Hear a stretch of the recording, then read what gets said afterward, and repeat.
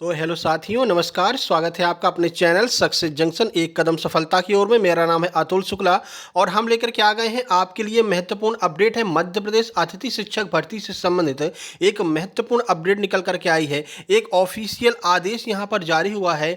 अतिथि शिक्षकों को स्कूलों में पढ़ाने का आमंत्रण इस दिन से शुरू हो रहा है। सारी रूपरेखा तैयार हो गई है।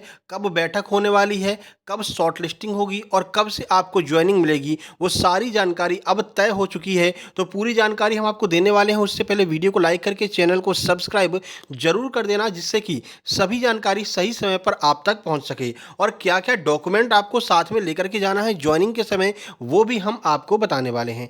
तो चलिए शुरुआत करते हैं।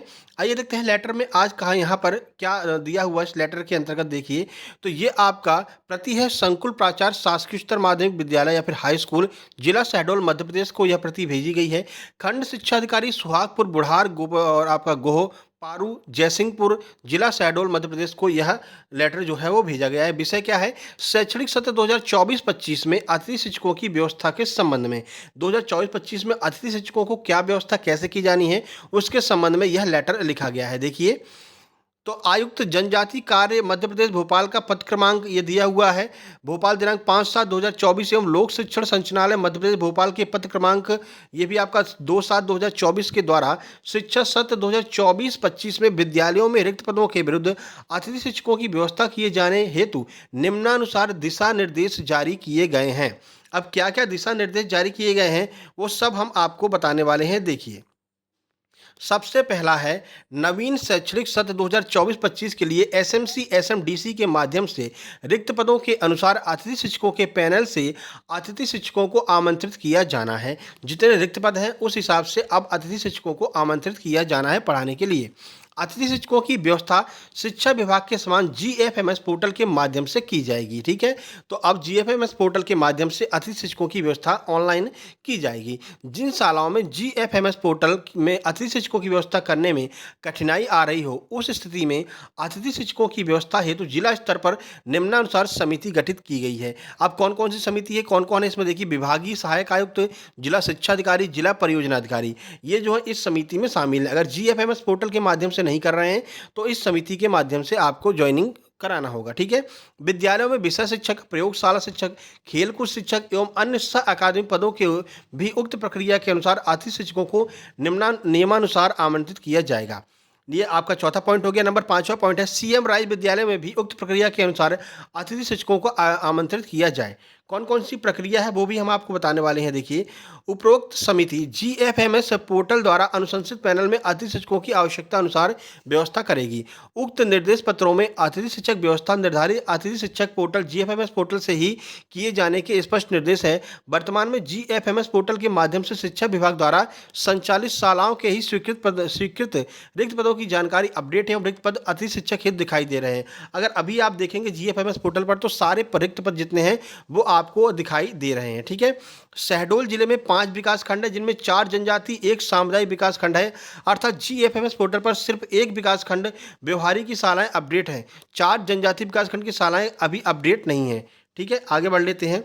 देखिए नियमानुसार नवीन पैनल निर्माण की स्थिति होने पर संस्था प्रमुख अतिथि शिक्षक हेतु विज्ञापन जारी कर निम्नानुसार कार्रवाई सुनिश्चित करेंगे। अब कब कब क्या क्या कार्रवाई करनी है वो यहाँ पर पूरा डेट सहित दिया है। देखिए विद्यालय द्वारा आवेदन प्राप्त करना, जिनका स्कोर कार्ड उपलब्ध हो, जिनका स्कोर कार्ड मिला है उनका आवेदन कब आमंत्रित किया जाएगा, तो 15/7/2024 से 18/7/2024 तक आमंत्रण मंगाया जाएगा। ये जनजाति कार्य विभाग का, ये डीपीआई का नहीं है, याद रखना।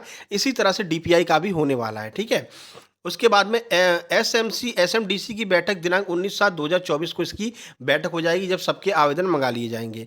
जिला स्तरीय समिति के समक्ष अनुमोदन हेतु प्रस्तुत कब किया जाएगा, 23/7/2024 से 26/7/2024 तक जिला समिति के सामने यह प्रस्तुत किया जाएगा। अनुमोदित पैनल के अनुसार अतिथि शिक्षकों का आमंत्रण कब किया जाएगा, तो जब पैनल सिलेक्ट कर लेगा, मेरिट बना लेगा, तो 29/7/2024 से 31/7/2024 तक इनको आमंत्रण भेजा जाएगा कि भाई आप लोग सिलेक्ट हो गए हो, अब आप लोग पढ़ाने आ जाओ। और 1 तारीख से यानी कि दिनांक 1/8/2024 से अतिथि शिक्षकों को विद्यालय में उपस्थित होना होगा। 1 तारीख से ये लोग यहाँ पर ज्वाइनिंग कर सकेंगे। ये जनजातीय कार्य विभाग के द्वारा ये पूरी बैठक जो है और पूरा जो लिस्ट है वो जारी कर दी गई है, कब-कब क्या-क्या बैठकें होने वाली हैं, ठीक है?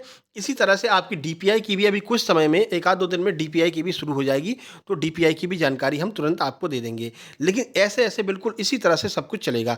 अब क्या-क्या आपको दस्तावेज़ लेकर के जाने हैं जॉइनिंग के समय, वो हम आइए आपको बता देते हैं।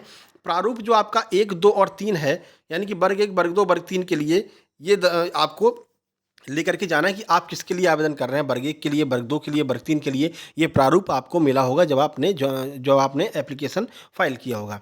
गत वर्ष के अतिथि शिक्षक व्यवस्थित अनुमोदित प्रपत्र की मूल प्रति, यानी पिछली साल आपने कहाँ पर पढ़ाया है उसकी मूल प्रति आपको लेकर जानी है। एसएमसी, एसएमडीसी का कार्रवाई विवरण, मतलब उन्होंने आपको कैसे सिलेक्ट किया है, कब मेरिट मिला है, वो मेरिट आपको सूची मिल जाएगी, उसमें आपका नाम होगा, वो आपको लेकर जाना है। नवीन पैनल निर्माण की स्थिति होने पर अतिथि शिक्षक व्यवस्था हेतु जारी विज्ञप्ति की प्रति, यानी कि जब नया पैनल बन रहा है यहाँ पर तो विज्ञापन तो निकाला होगा ना, उस विज्ञापन की प्रति आपको लेकर के उस स्कूल में जाना है जहाँ पर आपको ज्वाइनिंग मिलने वाली है। एसएमसी, एसएमडीसी द्वारा चयनित पैनल के अनुसार आवेदकों का स्कोर कार्ड की प्रति, ठीक है? तो जब आप चयनित हो जाएँगे तो आपके स्कोर कार्ड पर वो साइन कर देंगे, वेरीफाई कर देंगे, भाई ये जो विद्यार्थी है वो चयनित हो चुका है और इसको आपके स्कूल में ज्वाइनिंग दी जाती है, तो उसकी प्रति भी आपको एक लेकर के जाना होगा। तो ये सारे डॉक्यूमेंट्स भी आपको लेकर के जाने हैं, कब-कब क्या-क्या प्रक्रिया होने वाली जनजातीय कार्य विभाग में, वो हमने आपको बता दिया, ट्राइबल विभाग का हमने आपको बता दिया है। अब जैसे ही डीपीआई का कार्य शुरू होगा वैसे हम डीपीआई के बारे में भी आपको बता देंगे।